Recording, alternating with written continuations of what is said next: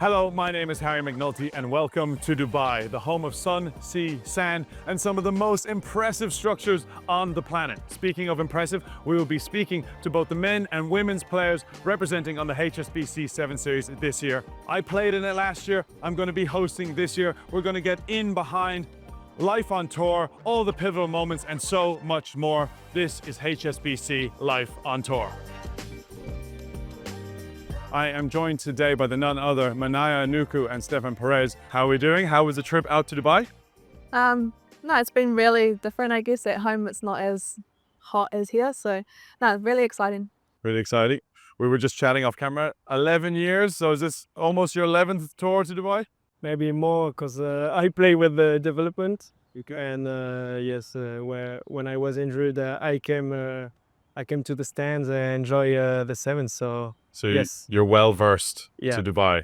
it's my biggest tournament on the tour. On the tour. Yeah. So when you think of the Emirates Dubai Sevens, what is so interesting about this tour? Why is it so amazing? The atmosphere is so beautiful. It's like it. I don't know how to say it. In French, if it's easier. The same way in the sevens, it's the sun, the party in the stands, smiles, déguisement, Costumes. costumes. Costume. Don't laugh. And no, it had everything and did a big festival, and it's very, very interesting. Manaia, what do you like about? It's such a vibe, like everybody is on their feet supporting sevens, women's and men's, as well as just having fun, and they cater to like a lot of the different family members. I'm pretty sure there's like kids sections, and then there's like the party section, and then there's sections for people who just want to enjoy sevens. So I think they're very catering here in Dubai. Yeah, it's sort of one in its own. It has all the pitches going around. You've got different levels. You said you were here with development team. I played development team here as well. And then, yeah, there's kids areas. There's loads and loads and loads going on. So I'm sure this weekend will prove to be an amazing tournament. It's very exciting. The summer, that was another exciting event for both of you. You came away with a really pretty medal that I'm sure looks great when you wear it. How was that as an experience overall? I think everything was quite exciting. The village itself, it had like so many different things, I guess. There was a hairdressing place, whatever, and then there was a hospital that had everything to like physio, and then there was a dentist. Yeah, a few of the guys got their which teeth I cleaned like when they loved. were there. I just went there like pretty much every day. No, it was quite different, I'd say. It's like, have you played Sims? I haven't, but I know. You It's felt like it was a Sims game, but like in real life. That's what I thought it was like. Athlete Yeah. Sims, yeah. It was so much fun, yeah. That's great. And when you got back to New Zealand, was there a lot of celebration? How was it when you got home? So we had this cool celebration where, I don't know if you know him, but Stan Walker came to perform for us. He's quite well known in like Australia and I'd say the world. So we had a big celebration with all our family members and as well as our community. But I think the most special part was just showing the medal to my family. Yeah. Amazing. Yeah. And I got a little bit of inside knowledge from some of your teammates, and they were saying that you are super proud of your heritage. You're a proud Maori, and you were able to perform the karanga. Yeah. What did that mean to you? It meant everything. It was so scary, but I could feel so much pride in it. And yeah, just walking away with the gold was cool, but like to be able to do something for my culture was even more special to me. Yeah. Because obviously you didn't make it to Tokyo. You've been training really hard in and out of the team for a bit, but then Paris, it's all come together for you. Yeah, it meant everything. I mean, it's like you kind of look back at all of the, I guess, challenges that you've faced throughout the past 4 years for me, and to be able to get there and come away with the gold was everything to me. So yeah. Wow. Yeah. Congratulations. Thank you. Stefan. Wow, we've been back and forth for many, many years. Obviously, if you go back a couple of years, we had that time in Monaco together, which would have probably been one of what you might say a low point in your career, not being able to go to the games. 3 years later, you are at the pinnacle of sport, not even just rugby, the pinnacle of sport. What has that timeline been like for you? Long, very long time. How you say the qualification, the TQ for Tokyo, it was I think the low point, the biggest low point in my career. And I'm very proud of the team because we work hard to be stronger and stronger from year to year, and come here in Paris with this goal to have the gold medal. It was something very special for us, and come back with the gold is just insane. Amazing. So the atmosphere in France, I think that they all soaked up the sevens. What does that mean for the game of sevens in France and also internationally around the world? It's awesome. awesome. It's awesome. Like the rugby sevens in Europe is not very famous, and we try every year to Promote. to promote the rugby sevens and make it more popular. And I think today every French know rugby sevens. Yeah. We hope that they continue to watch sevens, and we hope to do a great year. Yeah, amazing. And you obviously had the inclusion of DuPont, which was great for the game in terms of being able to reach new audiences. But what's also very cool is that both of you share the same position. So was there a lot of learning for you to him and vice versa? What did you take away from him being a part of the team? Yeah, like you say, we play the same position. So I want to be the first in my position. Yeah. It's normal because I'm competitive. He wants to Also. also. Yeah. But I have to learn to give him a lot of experience, because I was the player with the biggest experience in the team. So I had to transmit him the experience I had. So it was the two sides, very interesting, and it comes very naturally, because he's a good guy, very humble. He works a lot, so it was very easy to give him all I have. And that balance you found pretty nicely in the final. You start the game, he finishes the game. End of story almost, right? Yeah, you must ask the question to Jérôme, because he's the coach who is doing that. Coach of the year as well in the awards. Yeah.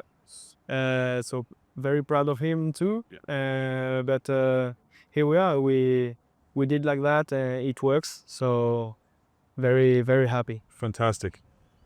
It seems like you didn't stop. Once it was over, there were celebrations. You were in different cities and different towns. You were paraded around France. Can you give us a little bit of that insight? What did you do? There was too much. Yeah, too much. A lot of fun. No, because we know that after that, the team was explode. Yeah. Will explode. So we just want to celebrate together, and had some holidays together to say goodbye each other. And after that, we just took some holidays with the family, and celebrate with people, with all the friends. So we are very happy to have this month to share about Awesome.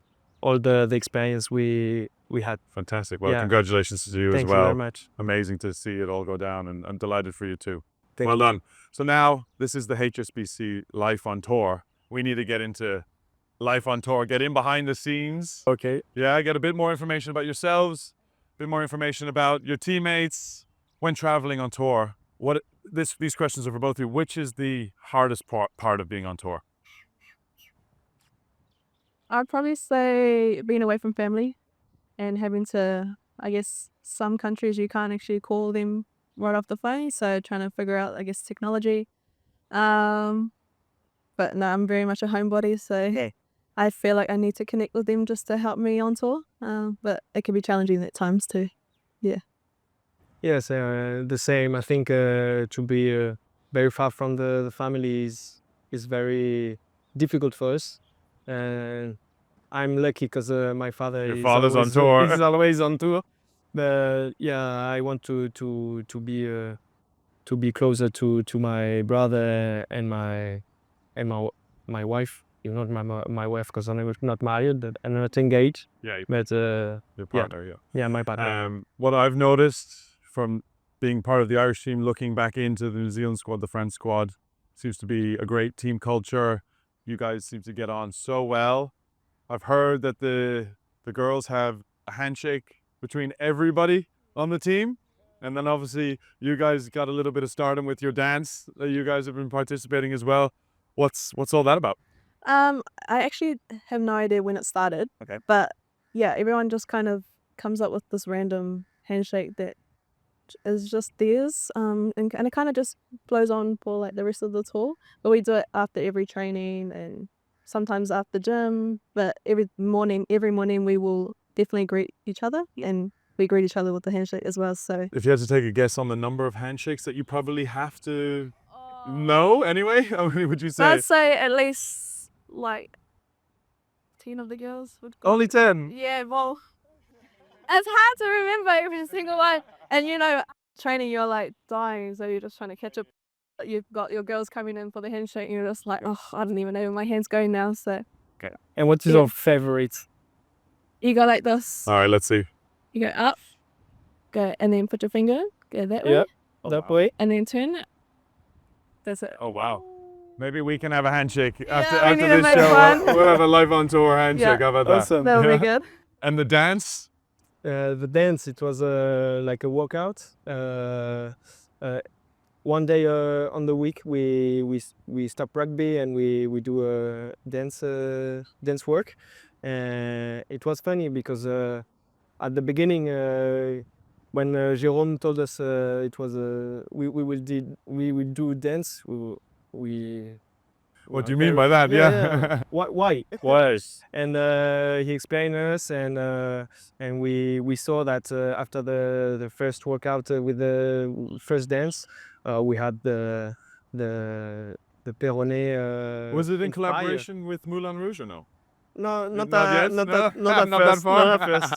No, but and after that we make a dance like I don't know, like a legacy, we something special, traditional for the French, and we work like that, like the maîtrise du tempo. It's like when one player move, all the other players have to move at the same time, and it's something we want to have the. You need on to the show pitch, us. Yeah, we're gonna We need need to to see a little bit of I dancing. need more Oh. players. I can help. Tell us, where you move, we'll move too.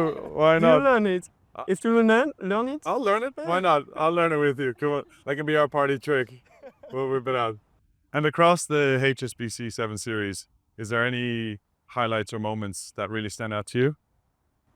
oh, maybe my first Hong Kong Sevens, First Hong Kong 7. Yeah. to going to the pitch, and when you come to the pitch, you have to. I didn't begin the first Hong Kong Seven, so I crossed the field, and just that and we play against New Zealand.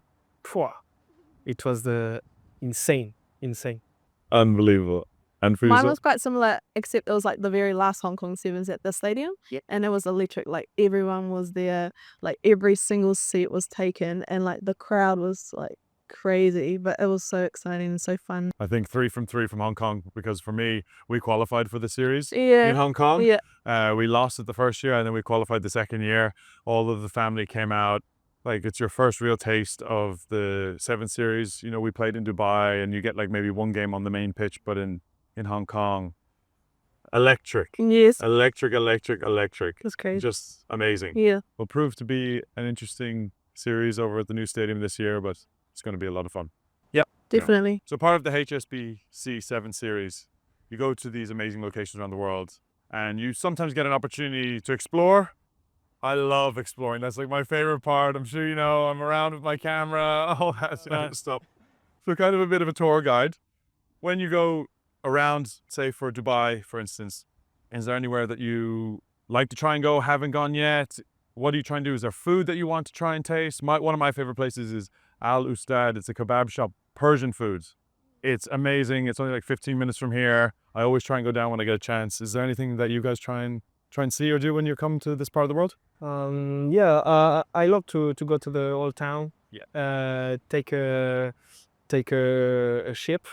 Yep. You know, when the sun goes down, Oh, and it's so beautiful. You can. It's closer than the hotel. So so maybe we'll do that. We'll do a dance on the I'm coming. on the ship. ship on the ship at Yeah, sunset. let's go, Yes, let's go. perfect. Mine was probably be going to the desert. And Out to the desert, yeah. I went there last year. We did like the motorbikes and the camel riding, and that was really fun. But even the experience itself, I think we had like traditional food there as well, like the whole experience. And then we down and there was like a belly dance show, Oh, amazing. which was quite cool. So yeah, I think I'd probably recommend that so nice. to anybody. Yeah, I've been out to the desert once or twice. It seems to be very popular with a lot of the teams, but it kind of depends on when you arrive to Dubai as well, because it's a big day. It's I don't know, maybe over an hour to get out into the desert. You're out there for a bit. Yeah, well, we always usually come to Dubai like a week early, so we have kind of a week to obviously train, but then be able to go and experience things. Amazing. Yeah. That's not very good for the recovery. Not good for the recovery. Not good at all with the We sun. saw Yeah, that. keep going. Yeah. Why don't you head out? With my phone, I always like to go on Google Maps and I like to like save the locations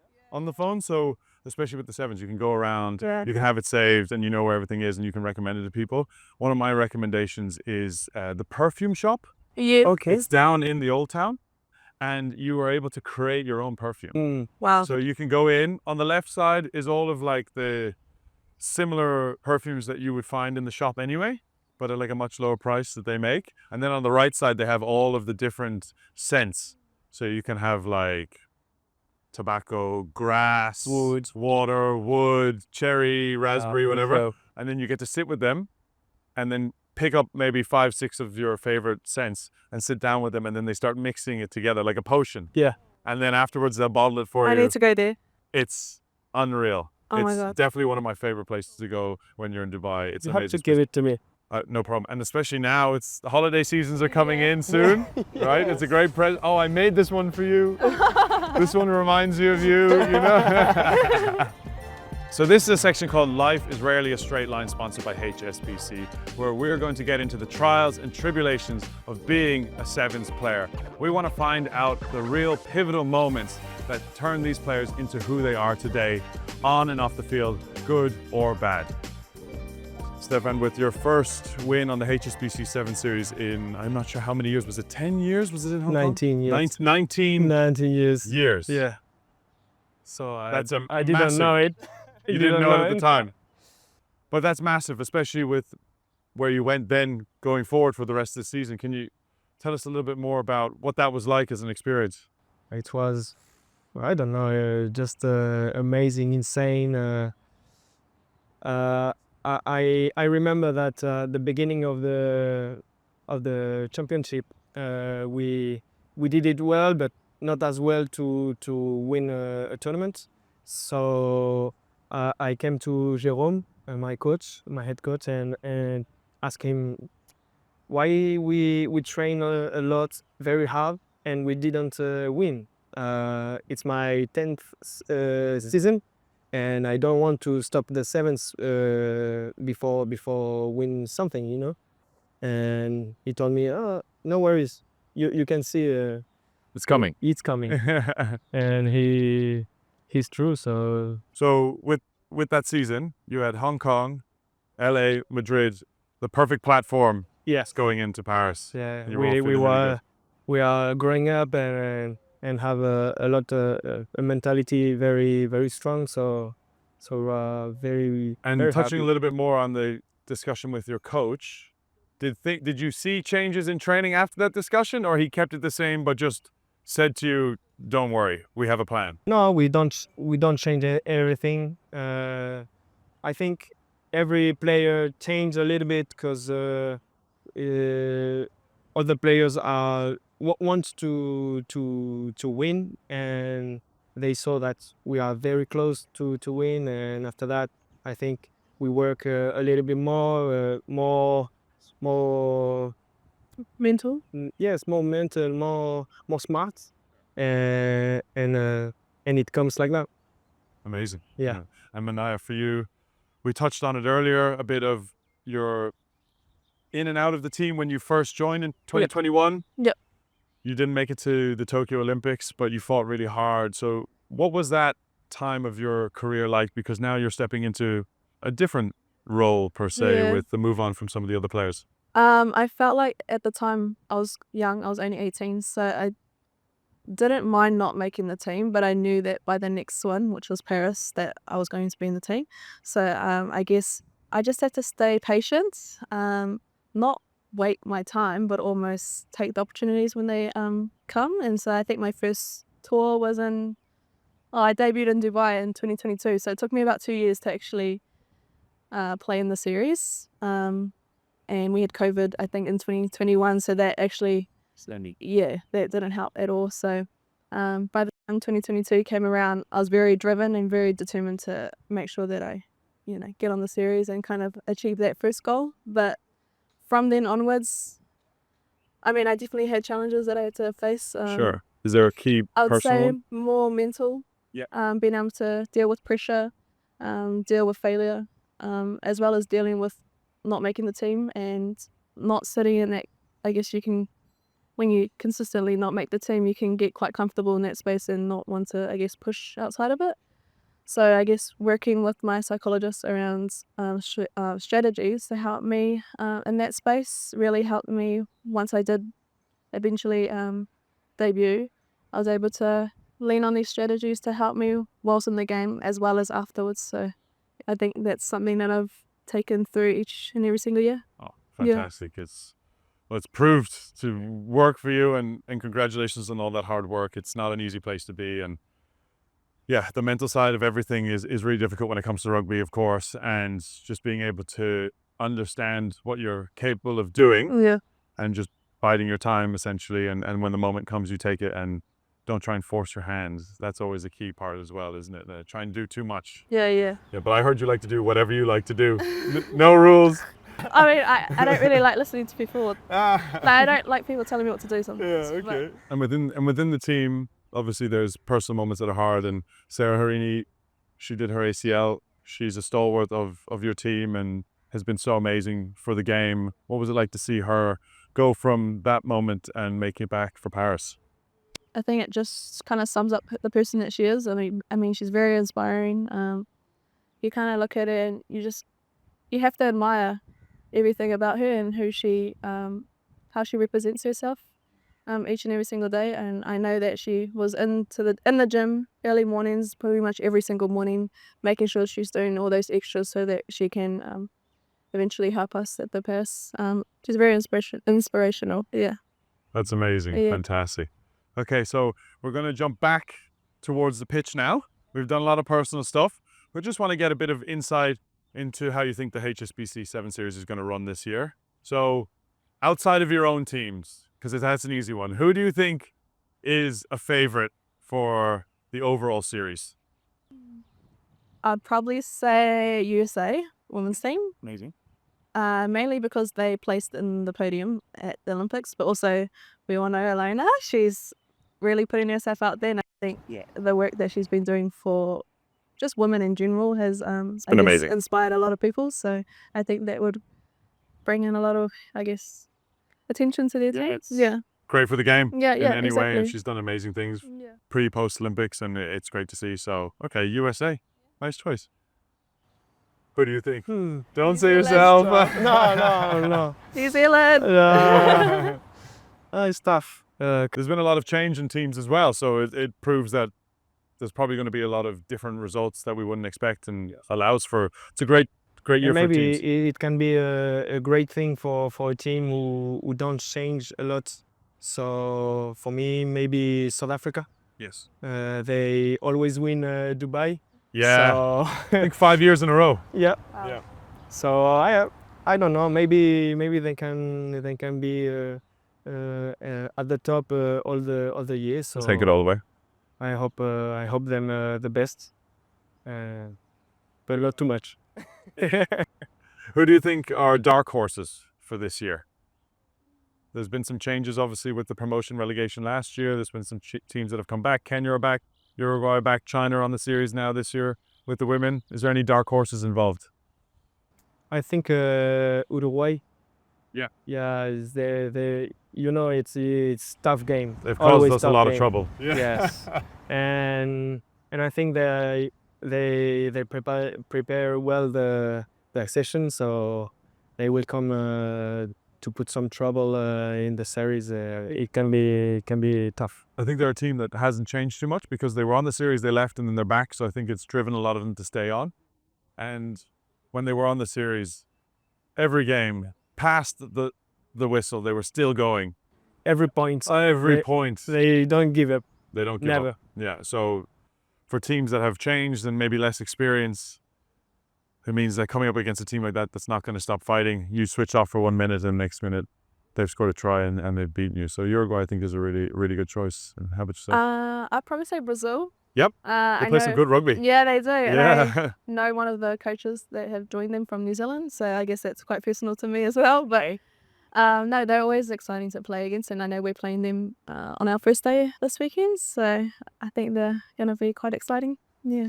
Fantastic. And what can we expect from France and New Zealand and Dubai? What are we looking for? Come on.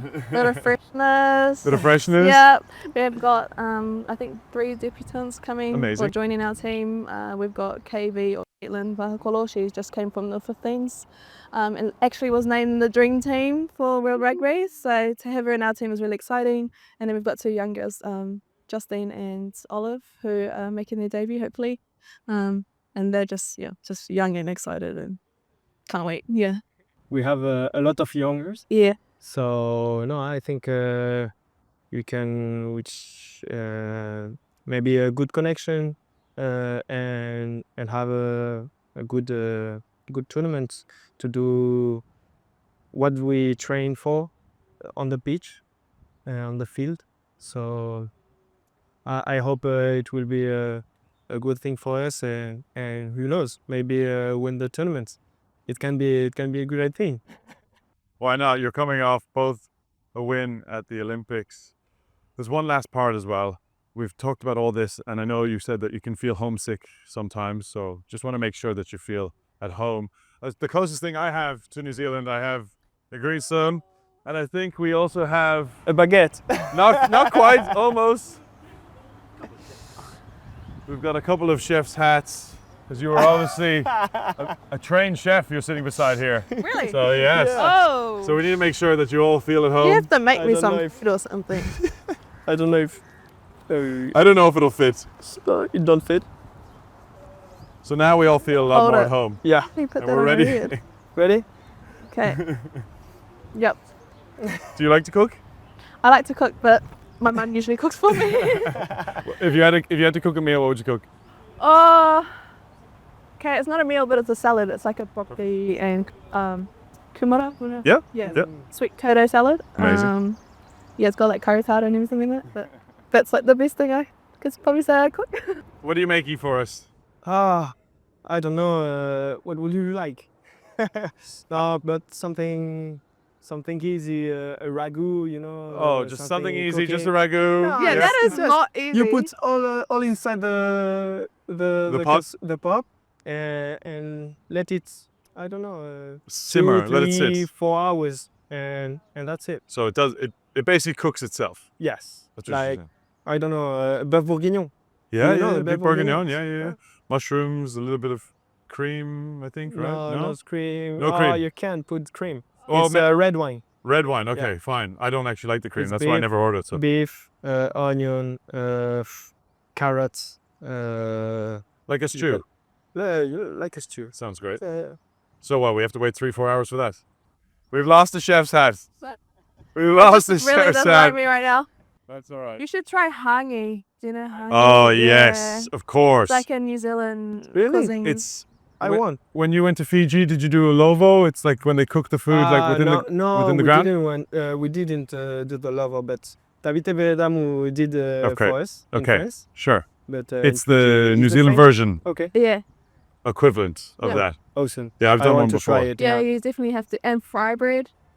Fry bread. Yeah. Okay. It's like literally fry bread. Fried bread, yeah, okay. That's literally it. Yeah, there's so many food. Yeah, you guys should try. Yeah. I'm hungry now. Yeah, me too. I think it's time to go have some lunch. Yeah.